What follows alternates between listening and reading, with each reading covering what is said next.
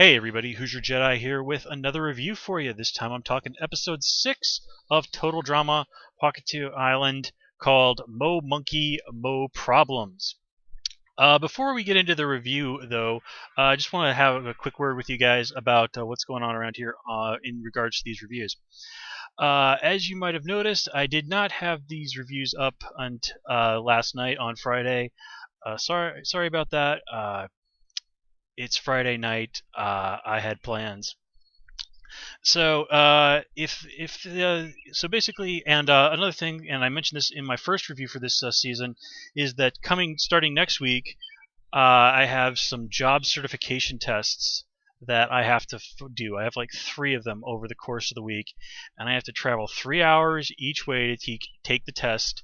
Each one of those tests, I have to go all the way from where I live to Chicago. So, needless to say, next week is going to be really, really crazy for me, and I will review every episode of this season. I did promise you guys that, and I will live up to it. But starting from now, I'm not going to be able to do it in as timely a fashion as I would like, and I'm sorry about that. But this is literally career-changing stuff for me, so that has to take priority, and I'd be a fool not to give it priority over reviewing cartoons on YouTube. So with that said, please don't send me messages saying, hey, where's the review? My answer to that has always been and will be, it will go up when it goes up. I try to be as timely with these as I can, but again, real life has to take priority, and honestly, I find people sending me these messages going, hey, where's the review, to be kind of rude. So please, please do not do that. Now, with that said, let's get into things.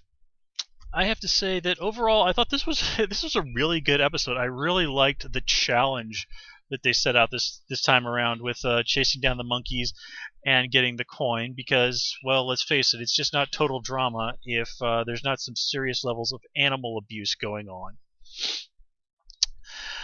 Now, in terms of what's going on with the characters, we see that Topher is sort of continuing his little amateurish plot to take over the show from Chris. I don't hold very high hopes for him being able to pull that off. If they decided not to go with Blanley, they're not going to go with Topher.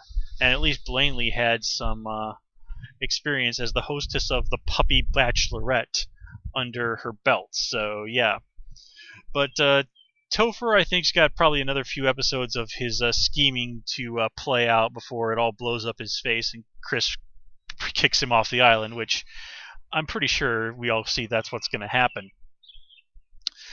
Now, this episode, of course, it was Ella who got the chop, and I did like the fake out they did with Max being the one that got voted off. They had me going there for a second. But I really knew that as soon as she sang that it was going to be her that got the chop. Now, it's actually a little disappointing that this happened, because what happened between Ella and Dave, with her seeing any guy who's sort of reasonably nice to her as her Prince Charming, well, that had some potential to it. Now, granted, Dave did do the whole Cinderella thing with her by slipping a shoe on her foot. And, of course, Ella, even though she's based on Snow White, she's the course character who's going to flip out over that. And it certainly was interesting to see her sort of ragged from disappointment in that regard. And Dave being pretty upfront with her about the whole, no, you're nice and all, but I like Sky. So it is nice to see that Dave isn't pussyfooting around with the fact that he likes Sky. And I absolutely loved his thing about where it's like, well, even though I think it's a stupid idea, I'm going to go along with with what Sky says, because she's the girl I like, and that's what I have to do. That really does tend to sum up, I think, relationships from the male perspective a lot of the times. It's like, oh man, this is bull, but it's what my girlfriend wants, so I'm going to have to go along with it. Let's see, and I might as well kind of finish up with that particular team. And I have to say that I think I underestimated Sugar. She's a little bit, I wouldn't say smarter, but she's clearly more devious than she would seem at first. She's kind of a low-rent trailer park version of Heather, but unfortunately for Sugar, she's not quite as devious as Scott. So I don't think she's going to last anywhere near as long as either Heather or Scott did in their respective seasons. And honestly, now that Ella is off the show, I don't really think that Sugar's got too awful much more traction in her. But yeah, I think that kind of covers what's going on with them. This episode, we also kind of see the fallout of Sean screwing things up with Sky last time, or I'm sorry, screwing things up with Jasmine last time around, and yeah, seeing I do like this. It's it's a classic, a genuine part just teenage stupidity, part honest misunderstanding, and it's now put these two characters in conflict. And the thing is that Sean doesn't really seem to understand just how upset Jasmine is with him. So that's going to be interesting to see where that goes. It's also interesting that to me that Jasmine flat out kind of states that she's not a native of Canada. She's not some Canadian who, for some bizarre reason, speaks with an Australian accent. When she refers to it at Canada as this country, it kind of makes it clear that she's an immigrant of some sorts. And again, I just sort of find that I mean, it's an obvious thing, but I do like that they sort of do spell it out.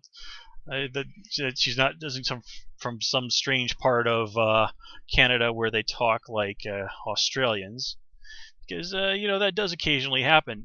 There are people, for example, from a certain part of New Orleans, and I've met folks like this who speak with what sounds like uncannily like a Brooklyn accent. But they are born and bred folks from New Orleans. So it's just one of those things. And if you've ever heard Boston Brahmins talk, they're people who are from the U.S., born and raised, but they talk in a way that sounds very, very British. So anyway, there is that. And let me see here. Yeah, I do. Oh, yeah, we got to talk about Max and Scarlet. Well, I really am enjoying this interplay between Max and Scarlet, and her relationship with Max has done a lot to really flesh out Scarlet as a character.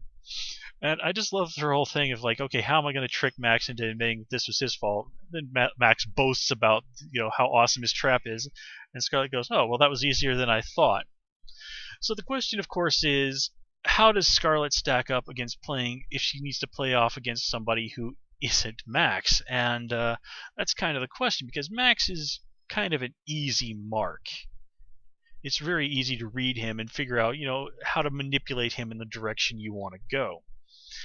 And of course, now that Max has seen that his team was gunning for him, well, what is he going to do in response? Well, again, it's an interesting question that we're going to get to see the answer to.